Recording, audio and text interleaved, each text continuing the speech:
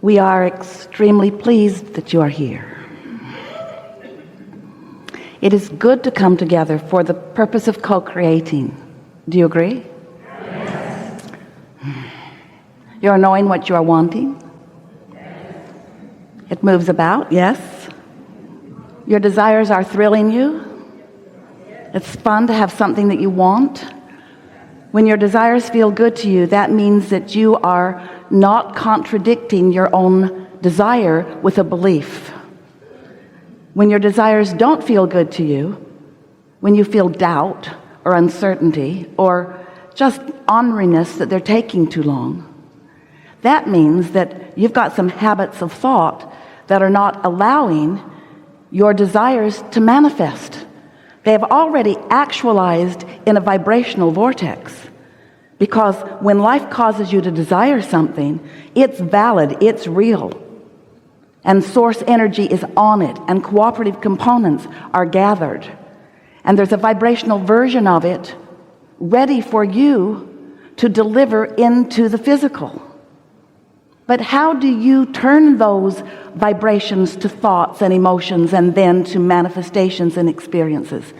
How does the vibration of your desire that is not small in the beginning, but it seems small to you because you cannot see it or hear it or smell it or taste it or touch it yet. Your physical senses cannot explain it, but your emotional senses can, if you will pay a little bit of attention.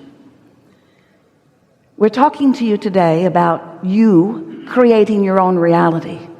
It's so important that you know that you are. It's important that you know that you get what you think about, whether you want it or not, that your thoughts matter, and they matter a lot, because your thoughts equal your point of attraction, because you live in a universe that is vibrationally based, a vibrationally based universe that law of attraction is managing. So when you have habits of thought, that's what a belief is. It's just a thought that you continue to think, and law of attraction makes it easy to do that.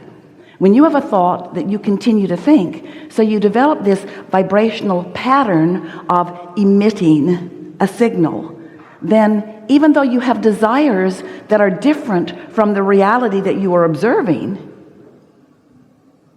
the desire that is real cannot be realized by you as long as your patterns of thought oppose it.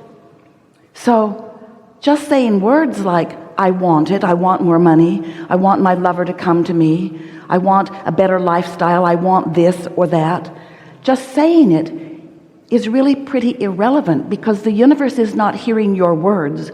The universe is responding to your vibration, and your vibration is about the thoughts that you are thinking. It's also about the words that you are speaking. It's also about the actions that you are offering. But the universe is responding to how you feel, to what you mean. The universe is responding to your opinion about things. If you're down on someone, they behave just as you expect them to be in many cases, unless they are in control of their own vibration, which almost no one that you know really is. When you're down on yourself, you respond to your own opinion about yourself. We want you to understand that there is a guidance system within you. You were born with it. And what it is a vibrational indicator. It's your emotions. It's what you call your gut feeling. And those emotions let you know the harmony or disharmony, the alignment or discord, the allowing or resistance between what you're thinking right here, right now, about whatever it is, and what the source within you is thinking about exactly the same thing at exactly the same moment in time. Because you are not alone here at all. You are extensions of source energy. And as you come into this physical body, you come from non-physical and you focus here, but not all of you focuses here. A larger part of you remains non-physically focused. Non-physically focused, non-physically knowing, non-physically loving, non-physically interested in each and everything that you are thinking about or acting about or speaking about. So there are two vibrational vantage points that are at play all day, every day. And that's why you have emotions. You have your opinion, which is, we love you so much.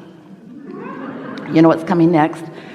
usually based upon something that you are observing. Most of you offer most of your vibration based upon your observation of what is. Well, that slows you way, way, way, way down, because you didn't come to regurgitate what is.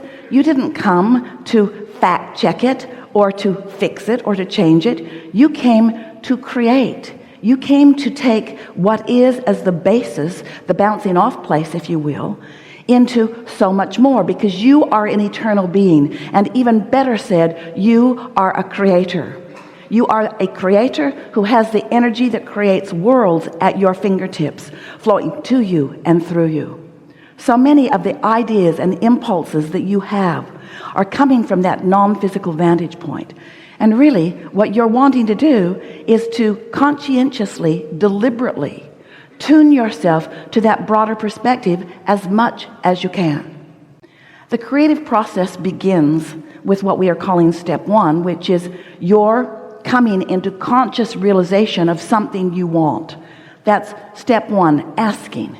So life just causes you to ask all day, every day, doesn't it? When you don't have enough money, don't you know you want more? When you don't feel good, don't you know you want to feel better? If you're ornery, don't you want to be more clear and playful? If someone else is ornery, don't you want them to be more clear and playful? In other words, life causes you to launch these vibrational rockets of desire, and you are doing it all day, every day.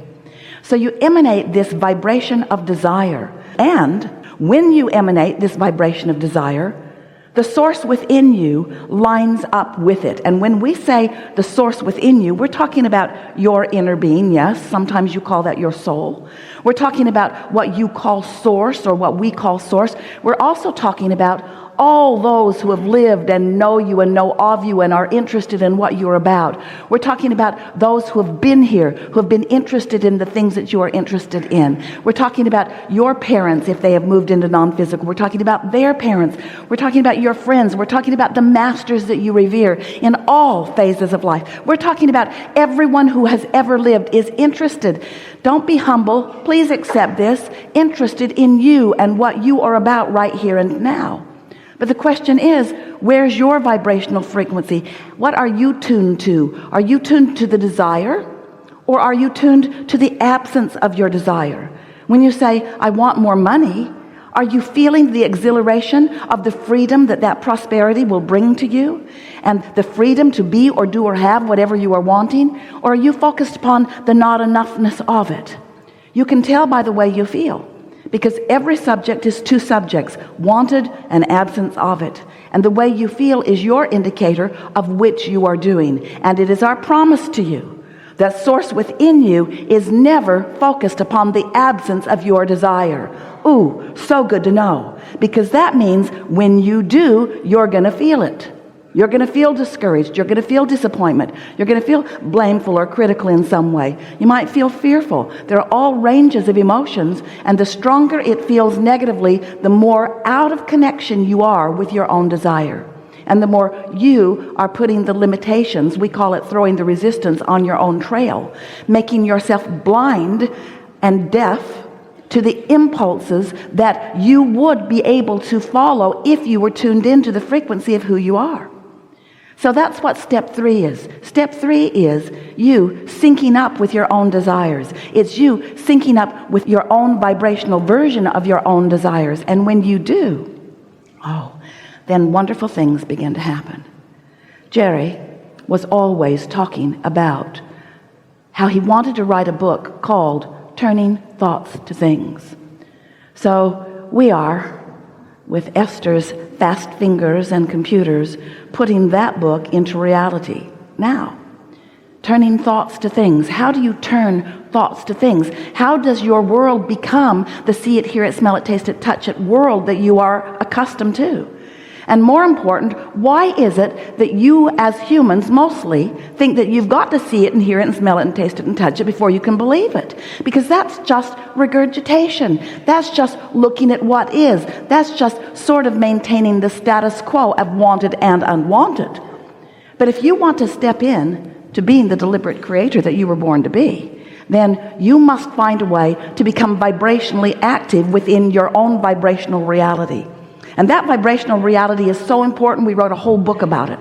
You see it out there on the table. It's called Getting into the Vortex. It's called the Vortex and Getting into the Vortex. We wrote about it and talked about it for quite a while because we want to convince you that there is a vibrational reality that you have access to, that you can feel while you can't necessarily see it, not in the beginning. You can feel it through your emotions. And when you tune into it by caring about the way you feel, then what begins to happen is you are now in the receiving mode or in the allowing mode, where you are now the translator of impulses and thoughts and ideas and movements that put you on the track of the unfolding of the manifestation that you want. And the most important thing for you to understand is that it is that process of the unfolding of your desires that is what the joy of life is all about. You did not say, I'll go forth, I'll think it, and bam, it will be. You said, I'll go forth and I'll sift and sort, and with some consideration, I will personally define and importantly define what is important to me and what I would like to see.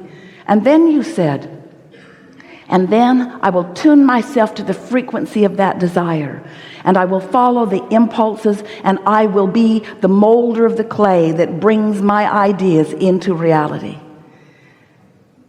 Recently, Esther and so many friends like you met in Seattle to get on board a ship to cruise the Alaskan waters. We spent a week together on a beautiful vessel. The ship left from Seattle. It's where everyone met. It's where everyone got on board. And it was also where the ship ended up after the week. It's where everybody got off the ship.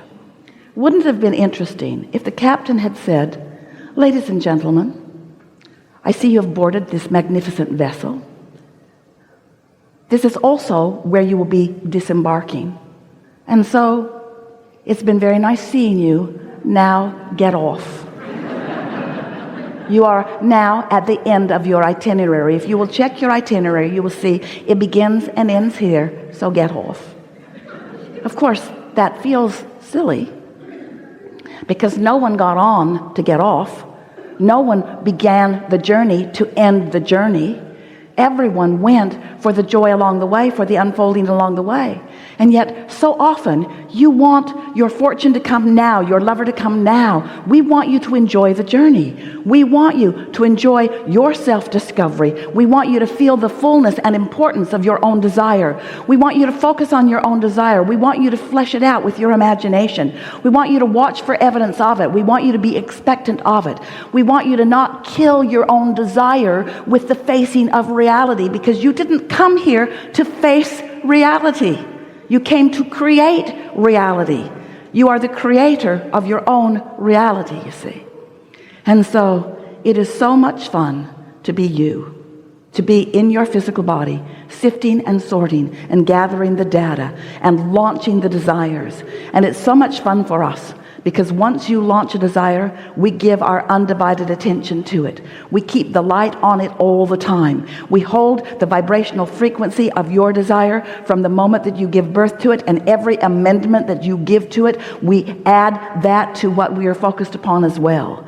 And that, if you've been listening to us at all for these few minutes that we've been addressing you, that is why you feel emotion. When you are in tune with your own desire, you feel elation, you feel satisfaction, you feel eagerness, you are tuned in, tapped in, turned on, you're frisky. But when you doubt your own desire, you feel uncomfortable, you feel discord, you feel not enough, you feel blameful or self-critical, you feel guilty, you feel fearful. And so your emotions are your key to understanding whether you are in this moment in the state of allowing yourself to be receptive of the impulses. And how fun it is.